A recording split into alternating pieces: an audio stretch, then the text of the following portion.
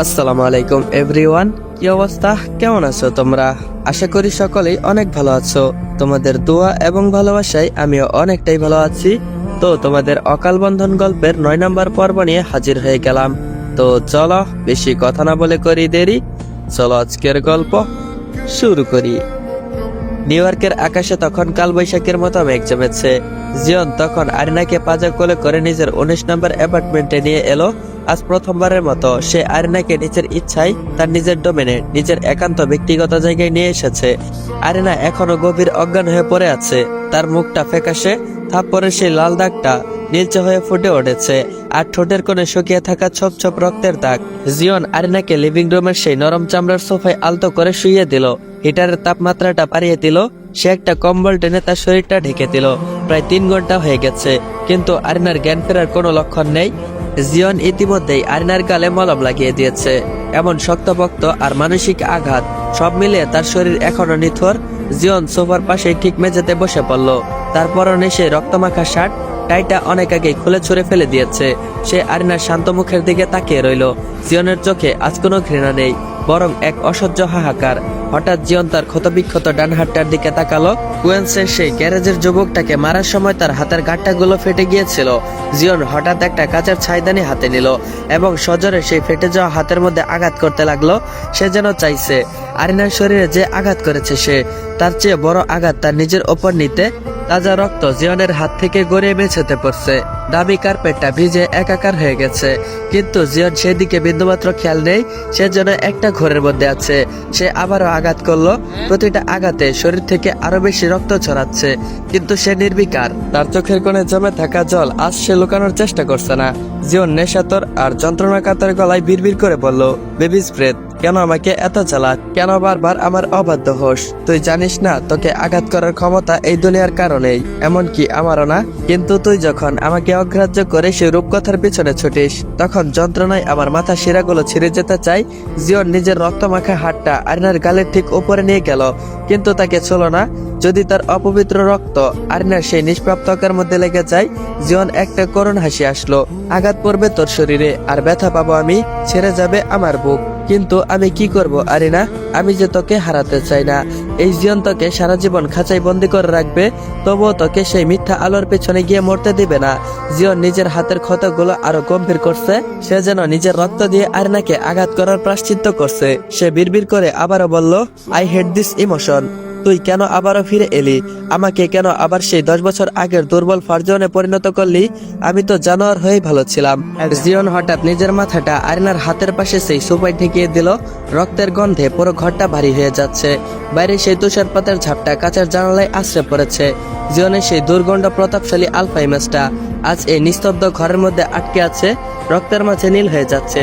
সে জানে আরিনা যখন চোখ খুলবে, সে আবারও সেই আগের মতো জিয়নকে ঘৃণা করবে। কিন্তু জিয়ন হয়তো মনে মনে এটাই চায়, আরিনা তাকে অন্তত ঘৃণা করেও আরিনার কাছে থাকতে দেয়। আরিনার চোখের পাতা হালকা হালকা ভাবে কেঁপে উঠলো। জিয়ন তৎক্ষণাৎ সজাগ হয়ে গেল। সে জিয়নের রক্তাক্ত হাতটা আড়াল করে নিল। সে চায় না আরিনা তার এই দুর্বলতা দেখুক। জিয়ন আবারও সেই পাথরের মুখোশটা মুখে পরে নিল। আরিনা যখন জ্ঞান ফিরল, তখন তার পুরো শরীর যেন অবশ হয়ে গেছে। গালে এক তীব্র জ্বলনি। মুহূর্তের মধ্যে কুয়েন্সের সেই অন্ধকার গলি, জিয়নের সেই ভয়াবহ রূপ আর সেই অচেনা যুবকটির রক্তাক্ত চেহারা চোখের সামনে ভেসে উঠল। আরিনা ধরফর করে উঠে বসলো। নিজেকে জিয়নের ড্রয়িং রুমের সোফায় দেখে তার ভিতরটা ঘৃণায় রিরি করে উঠলো। সামনেই জিয়ন দাঁড়িয়ে আছে, তার শার্টের হাতাগুলো গোটানো, চুলে হাত দিয়ে জানালার দিকে ফিরে দাঁড়িয়ে আছে।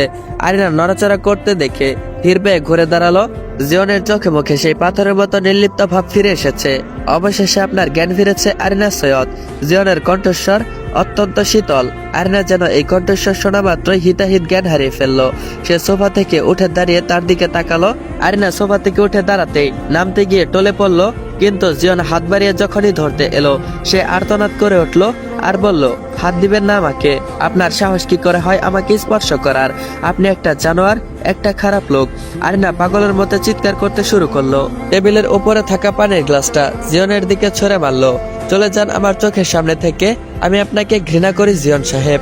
আপনার মুখ দেখা মানে আমার জন্য জাহান্নাম দেখা। চলে যান বলছি। জিয়ন এক মুহূর্তের জন্য স্তব্ধ হয়ে আরিনার দিকে তাকিয়ে রইল। তার চোয়াল শক্ত হয়ে এলো। কিন্তু সে কোনো প্রত্যুত্তর করলো না। সে জানতো আরিনার এই অগ্নিয়গিরি আজ ফেটে পড়বে।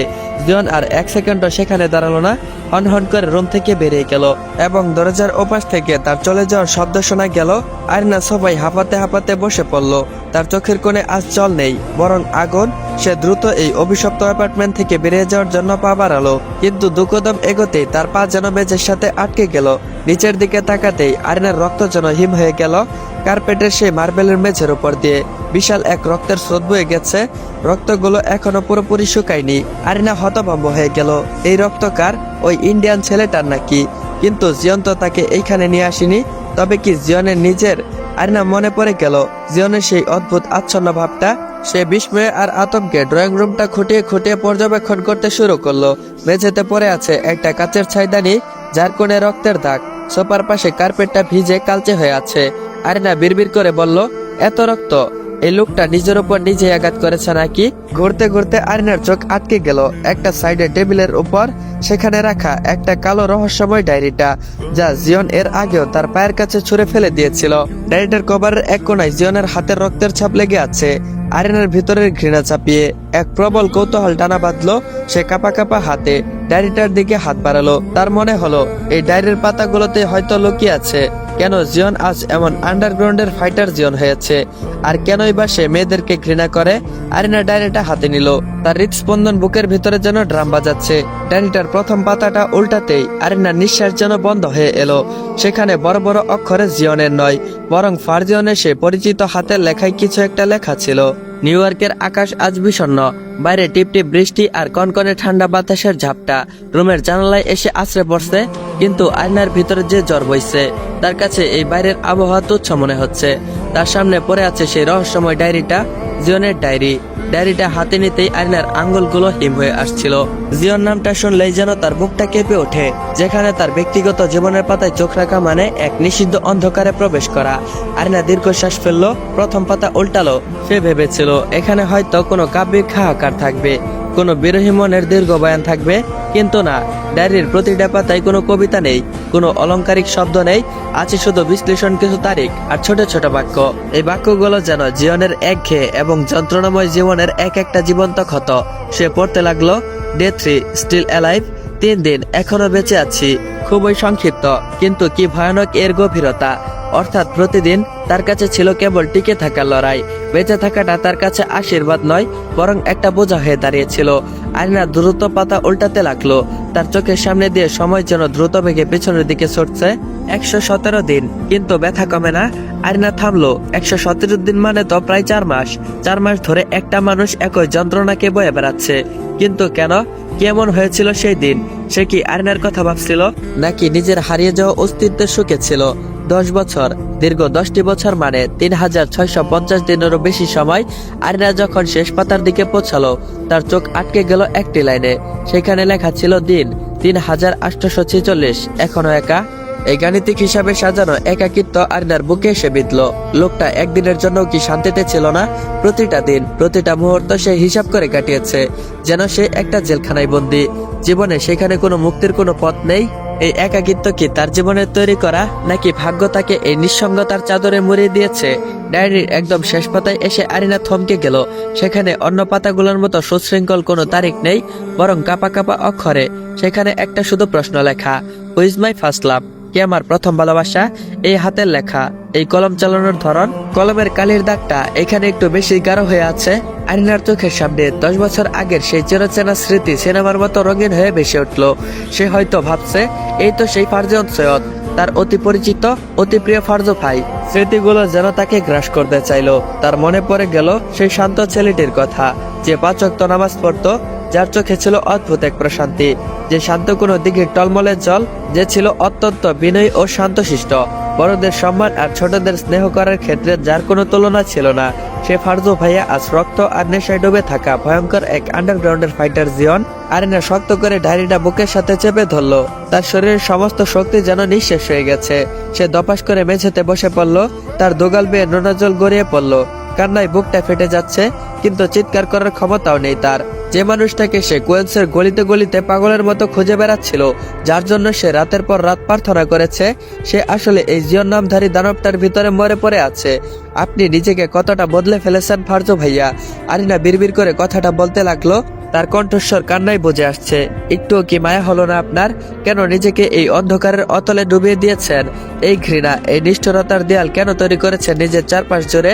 সে বুঝতে পারছে জিয়ন আজ যে নিষ্ঠুরতা দেখায় তা আসলে তার ভিতরে থাকা ক্ষতগুলো ঢাকার একটা মাত্র চেষ্টা। সে নিজেকে আড়াল করতে চায়, নিজের পরিচয় মুছে ফেলতে চায়, কিন্তু কেন, কিসের ভয়ে? আরিনা চোখ বসলো, তার কান্নার জায়গায় দখল করলো এক কঠিন সংকল্প। আমি এই রহস্য শেষ দেখেই ছাড়বো ফারজু ভাই। আপনি যতই নিজেকে জিয়ন বলে পরিচয় দেন না কেন, আপনার ভিতরে থাকা সেই ফারজু ভাইয়াকে আমি বের করেই আনবো। আমিও দেখবো আপনি কতদিন নিজের ভিতরে এই মুখোশের আড়াল লুকিয়ে রাখতে পারেন। রুমের বাতিটা মৃদুভাবে জ্বলছে। আরিনার চোখের জল শুকিয়ে গেল, মনের ভিতরে জেটটা তখনও দাবানোর মতো জ্বলে উঠছে। সে জানে জিয়নের এই রূপ কোনো স্বাভাবিক ঘটনা নয়, এর পিছনে লুকিয়ে আছে কোনো কালো ইতিহাস, যা তাকে তিলে তিলে জিয়ন বানিয়ে তুলেছে। নিউ ইয়র্কের অন্য প্রান্তে দাঁড়িয়ে আছে এক অতি বিলাসবহুল ভিলা, আধুনিক স্থাপত্যে ভরা। এর বাইরের দিক থেকে যতটা রাজকীয়, ভিতরে ততটাই শীতল। বাইরে এখনো জড়া হওয়া বইছে, বৃষ্টির ঝাপটা কাচের জানালার মধ্যে ড্রাম বাজানোর মতো শব্দ করছে। জিয়ন আজ প্রচুর ড্রিঙ্ক করেছে, তার টকটকে লাল দুটো চোখ বলে দিচ্ছে সে আজ স্বাভাবিক নয়। এখনো তার হাত থেকে টপ টপ করে রক্ত পড়ছে, তার লম্বা বলিষ্ঠ শরীরটা আজ টালমাটাল। সে চিরচেনা রুক্ষতা, যা দিয়ে সে প্রতিপক্ষকে এক নিমিষেই ঘুরিয়ে দেয়, আজ নেশার ঘরে এক অদ্ভুত বিষাদের রূপ নিয়েছে। সে ধীর পায়ে ড্রয়িং রুম পেরিয়ে এগিয়ে গেল এক ব্রিটিশদের মতো দেখতে মহিলার দিকে। জিয়ন এগিয়ে গেল ডাইনারোজিওর দিকে। ডাইনারোজিও একটি আরাম কেদারায় বসে একটি বই পড়ছিল। জিয়ন কোনো কথা না বলে তার কোলে মাথা রাখলো। ডাইনারোজিওর কাছে একমাত্র জিয়ন এমন করে। তো গাইস, গল্পের মাঝখানে কোনো কথা বলতে চাই না, গল্প শেষে তোমাদের উদ্দেশ্যে কিছু কথা আছে, তোমরা অবশ্যই শুনে যাবা। তো গাইস, চলো গল্পে ফেরা যাক। জিয়নের কঠোর অবরণের নিচে যে একটা জখম হওয়া শিশু আছে, সেটাকে বলতে তিনিই জানেন। আজ থেকে প্রায় 10 বছর আগে 16 বছরের একটা কিশোর ফারজিয়ন সৈয়দ যখন পরিবার আর আরিনাকে ছেড়ে নিউ ইয়র্কে আসতে বাধ্য হয়েছিল, তখন সে মানসিকভাবে পুরোপুরি ভেঙেছিল।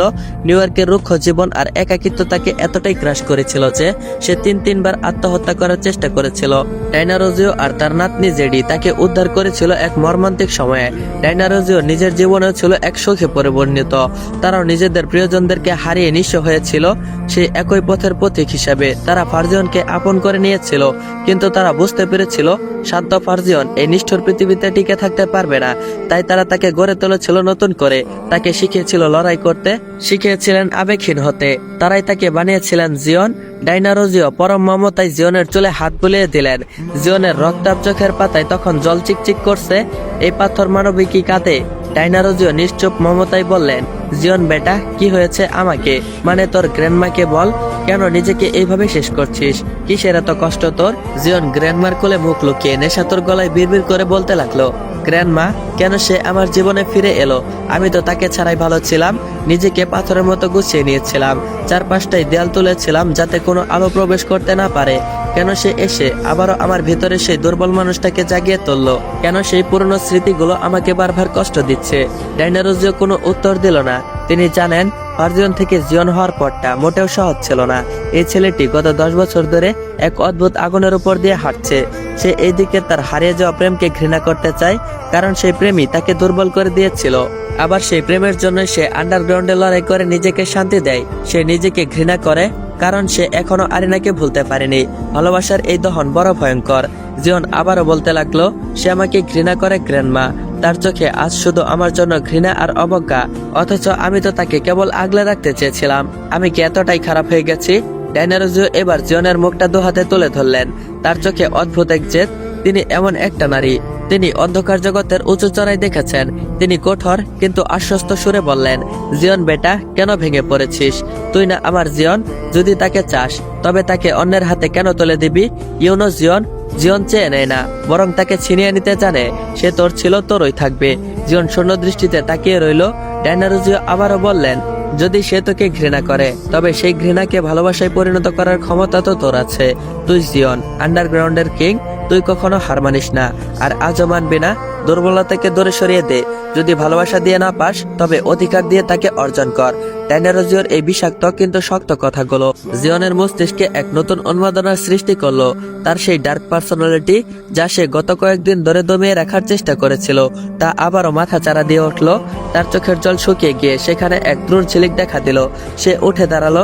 তার হাঁটা চলায় এখন আর টালমাটাল ভাব নেই, বরং বাঘের মতো এক শিকারী ভাব ফিরে এসেছে। জানালার বাইরে বিদ্যুতের চমক জিওনের মুখটাকে এক মুহূর্তের জন্য উদ্ভাসিত করলো। যে মুখে কোনো মমতা নেই, আছে কেবল অধিকার বোধ। জিওন মনে মনে হাসলো। বেবিস ব্রেথ, তুমি আমাকে ঘৃণা করো তো? ঠিক আছে, সেই ঘৃণাই হোক আমাদের সম্পর্কের নতুন ভিত, কিন্তু আমি তোমাকে কখনোই অন্য কারো হতে দেব না, কখনোই না। বিলার ভিতরে এক অদ্ভুত নিস্তব্ধতা, ঝড়ের প্রকোপটা বেড়েছে।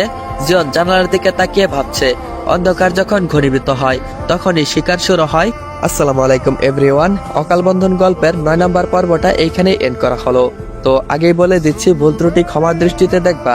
আর হ্যাঁ গাইস, গল্পটা তোমাদের কাছে কেমন লাগতেছে বা কেমন লাগছে অবশ্যই কমেন্ট বক্সে জানিয়ে যাবা। তোমরা হয়তো অনেকে রেগে আছো বা অনেকে হয়তো ভাবছো আমি অসুস্থ। আসলে গাইস এমন কিছুই না। গত 2-3 দিন ধরে আমাদের এখানে ঝড় বৃষ্টি হচ্ছে, আর কালকে আমি জার্নি করে আমাদের গ্রামের বাড়ি আসছি, যার কারণে আমি ভিডিও দিতে পারি নাই। আজকে মোটামুটি একটু সময় বের করে তোমাদের জন্য গল্প রেকর্ড করেছি। তারপরেও গল্প কেমন হয়েছে জানি না, কারণ আমার ঠান্ডা লাগছে, যার কারণে আমি ভয়েস ওভার করতে পারি নাই ঠিকভাবে। নাক বন্ধ হয়ে আছে সর্দি লাইকা, তার উপর গলা ব্যথা। তো তোমরা একটু অ্যাডজাস্ট করে নিও। আর 4-5 দিন আমি আমার গ্রামের বাড়ি থাকবো, যার কারণে গল্পের পর্বগুলো হয়তো একটু ছোট হতে পারে, তাই তোমরা কিছু মনে করো না। আসলে গাইস এখানে গল্প রেকর্ড করার কোনো প্লেস নাই, যার কারণে আমি গল্প রেকর্ড করতে পারি না। আর বোঝোই তো গ্রাম অঞ্চল, এখানে গল্প রেকর্ড করাটা খুবই মুশকিল। তারপরও আমি তোমাদের জন্য প্রতিদিন গল্প দেওয়ার চেষ্টা করব। হয়তো 12 মিনিট বা 15 মিনিট হতে পারে, কিন্তু তোমরা অ্যাডজাস্ট করে নিও। আমি যখন এখান থেকে চলে যাব আমাদের বাসায়, তখন অবশ্যই আবার পরবর্তীতে আমি তোমাদের জন্য বড় বড় পার্ট দিব। তো গাইস আজকে তো পুরোটা দিন ঈদ গেল, তো বলো তোমাদের ঈদ কেমন কেটেছে? আর হ্যাঁ গাইস, এই ভিডিওতে একটা টার্গেট থাকবে। টার্গেটটা হলো এই ভিডিওতে যদি তোমরা 300 কমেন্ট আর 700 লাইক কমপ্লিট করে দিতে পারো, তাহলে অবশ্যই পরবর্তী পর্বটা খুব শীঘ্রই নিয়ে আসবো। তো গাইস তোমরা পরবর্তী পর্ব যদি খুব শীঘ্রই পেতে চাও, তাহলে আমার দেওয়া চ্যালেঞ্জ খুব তাড়াতাড়ি কমপ্লিট করো। যদি করতে পারো তাহলে আমার দেওয়া কথা আমি অবশ্যই রাখবো। আর হ্যাঁ গাইস, যারা চ্যানেলে নতুন এখনো চ্যানেলটা সাবস্ক্রাইব করো নাই, তারা অবশ্যই চ্যানেলটা সাবস্ক্রাইব করে বেল আইকন নোটিফিকেশনটা অন করে রাখবা, যাতে করে পরবর্তী পর্ব আসার সাথে সাথে তোমরা দেখতে পারো। তো দেখা হচ্ছে পরবর্তী পর্বে, ততক্ষণ পর্যন্ত সবাই ভালো থাকবা, সুস্থ থাকবা। আল্লাহ হাফেজ।